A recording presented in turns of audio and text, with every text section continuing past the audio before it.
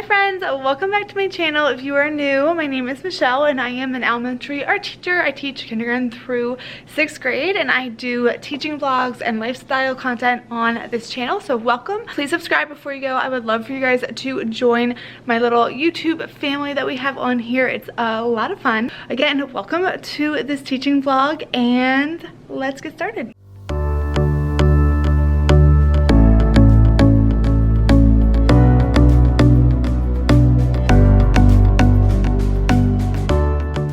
Alright you guys, so if you follow me on Instagram, and if you don't, you should. I'll leave my handle right below, but I did a story about kind of like my organization and everything with clay and how I do it so that it's not a chaotic mess. And it's definitely something that I've had to learn over the years with teaching. Clay is kind of one of those things where it could go really great or it could go really wrong, and so yeah, it took me a bit to kind of get like the flow of how I wanted to do things, but if you are a future teacher or if you are a current teacher, I'm here to save you the hassle of figuring it out on your own, because this is what has worked for me, so maybe it will work for you. Even if you're not an art teacher, if you're doing any type of like arts and crafts or anything with your students, or even just like if you're a mom doing it with your kids, I just suggest that you are as organized and prepared as possible, because it's gonna allow you to have the smoothest class or the smoothest project with your students or your kids. So I'm gonna share with you what I do, the organizational tips that I've done and learned and has worked for me, and yeah, maybe you can take something from it. So organization, I use these table trays and that is what I found works for me. If I do any type of project, basically I do some sort of tray on the table, and then when I use a tray on the table I can just quick scoop it up during cleanup and I'm not like worried about collecting all these different things. So trays are a huge help in the art room. I got these I think at Lakeshore online, and I just shipped them to my school. So if you have a Lakeshore store near you, you can definitely check them out there. But I also think that Oriental Training might have them too, and if you're lucky you could probably maybe even find something that would work at the dollar store. But I have them color coded for every table. That way the students can, I don't know, it's just more organized, and if the students are passing them out, they know what goes to what table. This is a little closer look at the tray and what is on there. Just some like random clay tools and things, and then a water cup with some of these brushes to attach clay together, and yeah, that just sits on their table and it's there for them when they walk in the door. Now, prepping your supplies is a big one. Like if you need to cut paper, if you need to count out anything, do it before the kids come. Double check it, have extras available in case you messed up or a kid messes up and needs another one, whatever it is.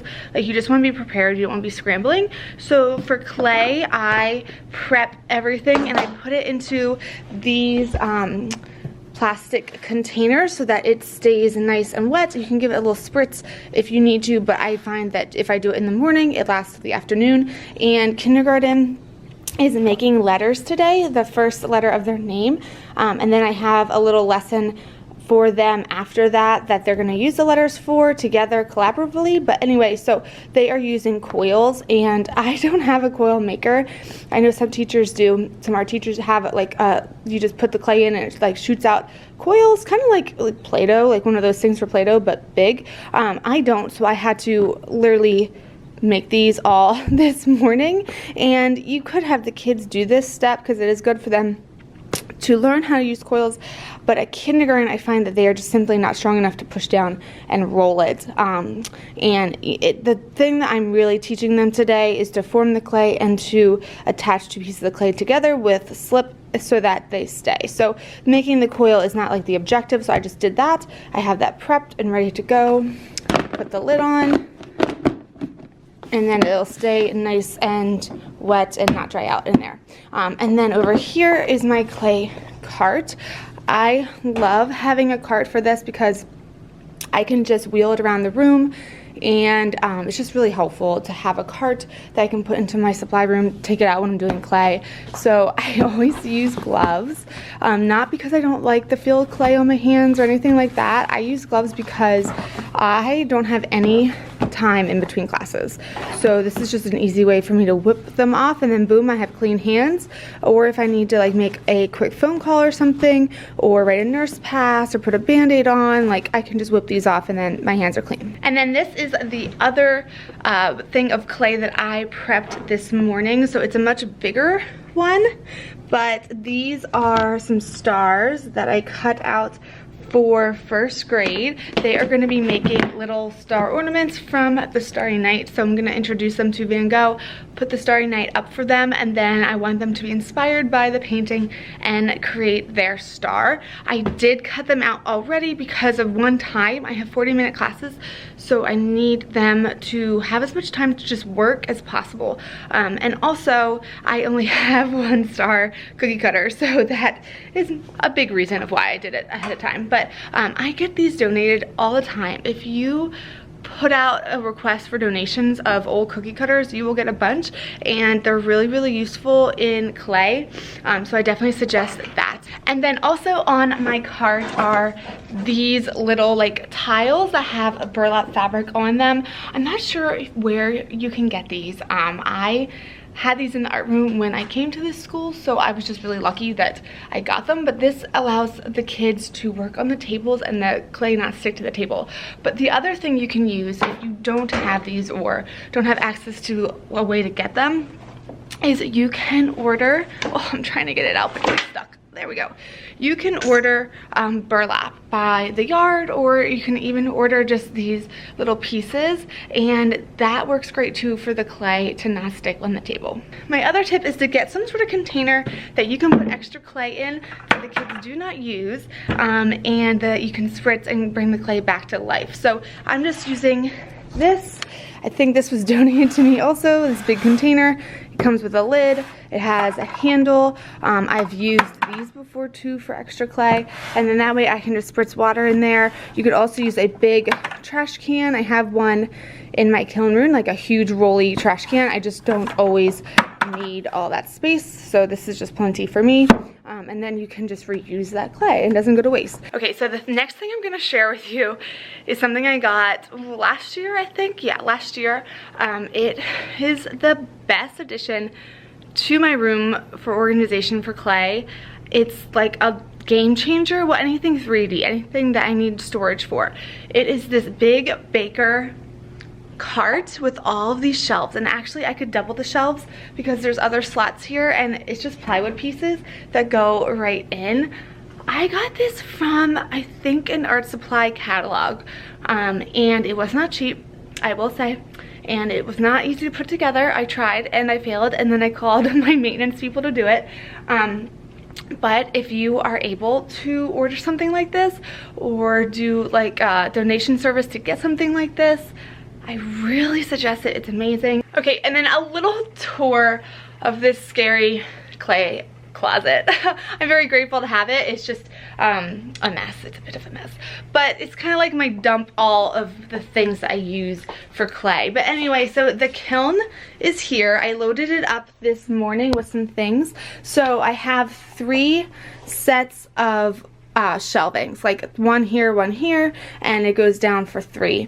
And what I like to do is I get a dry erase board that I keep in the kiln room, and I just make sure I label what shelf has what teachers' things, what what kids' stuff is on what shelf. It just keeps it much more organized. So right now I'm actually going to lower the fan, close the kiln, and start it to do this set of clay that is in here right now.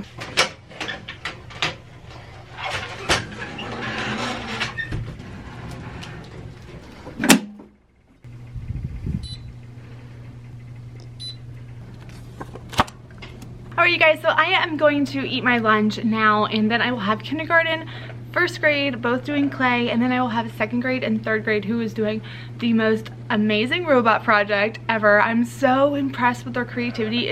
It's crazy. I will try to bring you guys along to share with you the lessons this afternoon and the process and everything.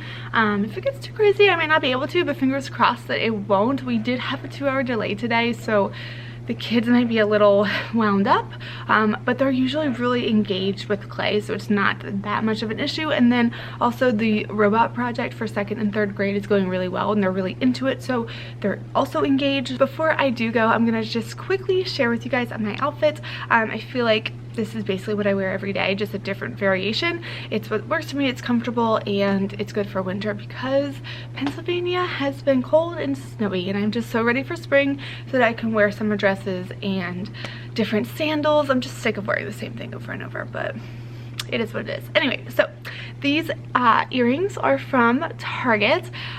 This dress is from, let me take you up. This dress is from, not Target, no, it's from Old Navy. And it has buttons going the whole way down. I have the same dress in like different fabrics. It's really comfortable, and it has this collar here, and then I just have this light like whitish gray little cardigan. Oh, and this dress has pockets. I forgot to mention that. At least I think it does. Yep, it does. It has pockets, so that's a win. And then I just have black leggings on and these black boots that I got from Target. Yes, Target. The little booties are so comfortable. You wouldn't think they are, and they have little heels on them, so like sometimes I feel like people think I'm crazy for teaching in heels, but they are so comfortable. Not even kidding you. My feet never hurt. They're awesome. Go to Target, get yourself some of these. You will love them. I sing now. Evan, can I have water? Stick real quick. You're gonna make some lines. Yeah, right there. Did you add water and smush that together? Yeah?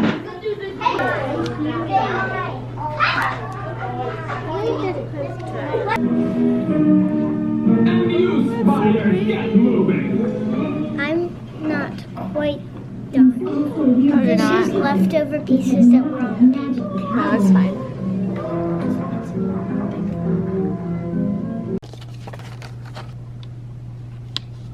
Hello friends, happy Tuesday. So I'm carrying this vlog over to today because I just didn't have time yesterday to end the vlog, but I am here in the morning prepping, getting ready for the day, and I figured I would share with you guys what I'm doing with 5th grade because I've just laid out all their projects and got the room ready for them. So basically this is not a lesson that I created, I got it online, and they are creating a mixed media project of an animal of their choice. So first, they collaged this background with a bunch of different oil pastel, like they basically decorated the paper with oil pastel, and how they did that was abstractly. We listened to music and I let them create their paper however the music moved them, basically. So like they would move their hand really fast if the music was going fast, and they would go a little slower if the music was going slower. They loved it because they said they felt like they were in kindergarten again and could scribble, which was funny, but they were really good at it, and it was a great way for them to kind of express themselves abstractly and not worry about it looking like anything. It was just very like freeing in a way. So after they did that, I'm looking for another one to share with you. So they then collaged it in a radial design because we talked about how the fur of the animal kind of goes in a radial design, and then they created their eyes, and I had different eye options for them basically depending on what their animal was, and then after that they used pastel to create the color on their eyes, and we talked about shadow and highlight and how to blend the colors, and then what colors blend the best and what colors that would be on the color wheel. And then they added a like Mod Podge gloss to their eyes, which really makes them shiny and pop. So with all that being said, today they are working on their noses, and I have a few examples to show them, and it just really depends on their animal and everything like that. So this is the one nose, and then I have like a smaller one. Oh, I just got really dark. There we go. And then I have like a smaller little pink nose here. And then if they are doing a bird or an owl, an eagle, you know, whatever, something more like this. So let's see what these would look like on their projects. I was doing this earlier and I had a lot of fun with it. So I'm gonna flip you guys around and kind of show you what's to come with their project. So like for this one, I remember this one, she wanted to have like a kind of puppy dog eye look. That's why they're tilted down. So I feel like this would be too big yeah. But they have to size the nose right, and then what we're gonna do after they glue the nose on is we would then paint the like bridge of the nose, paint the eyebrow area, and make it look more like a dog or whatever their animal is. So the smaller nose would be for a smaller breed or cat, and then of course this, which I think that looks awesome, like especially with these coming off of it. This project next year I might just have them all be owls and have them not trim the strips of their paper, because I think that's really cute, especially for like when the eyes are closer together, kind of like that. There's a few others. I have them all out on the tables right now. It's just so much easier than passing them out, and this is my first class today, so I was able to do that, which was really helpful. So let's come over here and see that one. I have all their supplies lined up there. They have tons of supplies for this project, and then I even have some students working up at the carpet and some students out in the hallway, because I just want to spread them out as best as I can throughout the room. This 5th grade class has, I think, 32 students now, so it's kind of difficult when I'm planning lessons. Like, this was actually supposed to be a larger project, and I had to downsize it simply because I couldn't have all the students fit in my room, barely even as it is, but then with a big project like that would be really hard. So you have to think about like your class size when you're doing stuff, which can be frustrating. I just feel like class sizes in general are just growing and growing, and it's a problem. It's frustrating, but you just gotta roll with it. You gotta do your best with what you're given, and if I have 32 students in my room, just gotta figure it out. So that is what I did. I problem solved, and they work up at the carpet, they work out in the hallway. I spread them out as much as possible. I accept that it does get loud. I want them to collaborate. I don't want them to be silent all the time, but with that many people in one room collaborating and talking about their artwork, it's gonna get loud.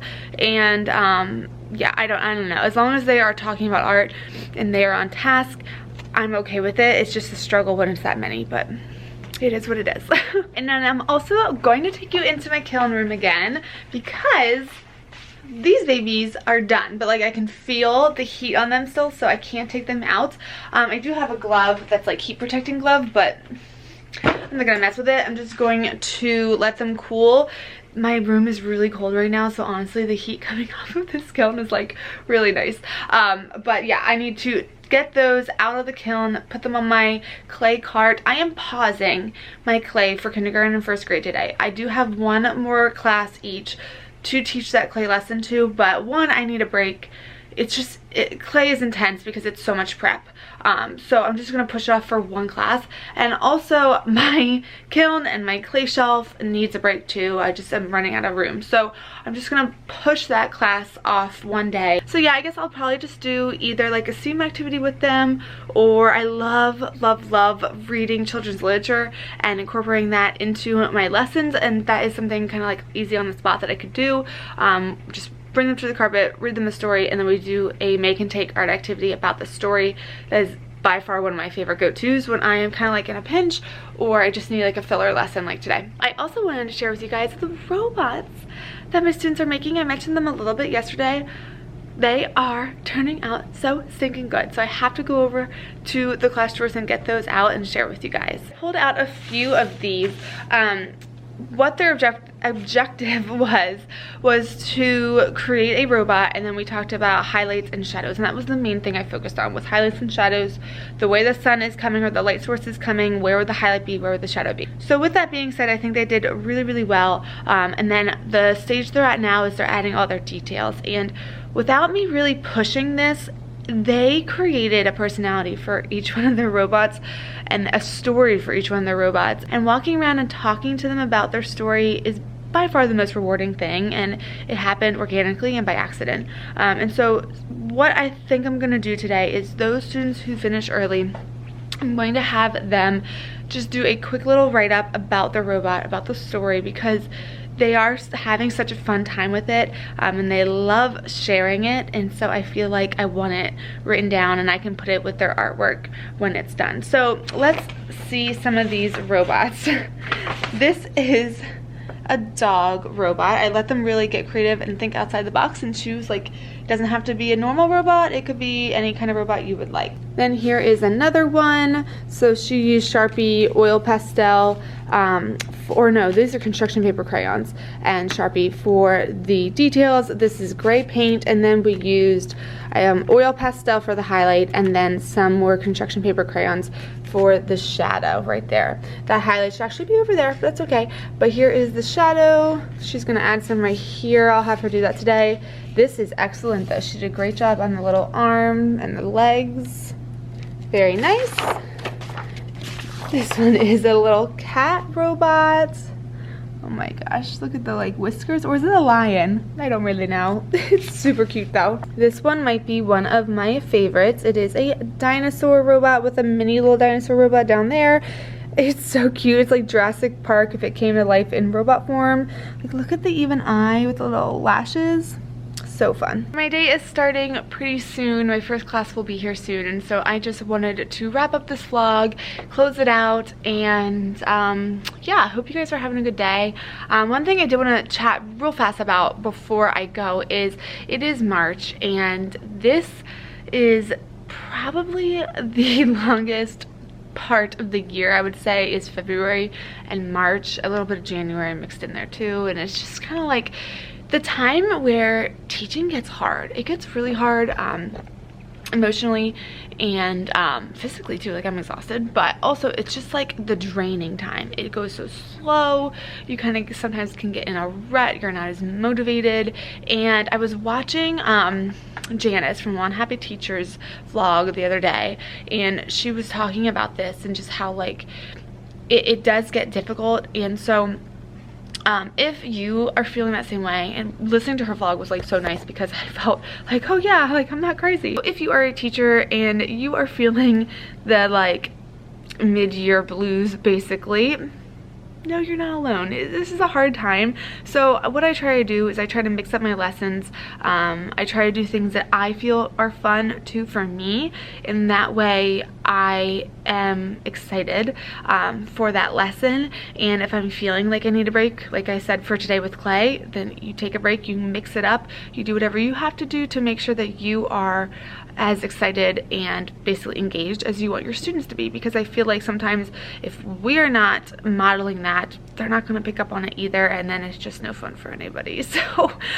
just try to mix up your lessons, do something different, have fun as best you can, take breaks when you need to, when you can with certain things, or just do it in a different way.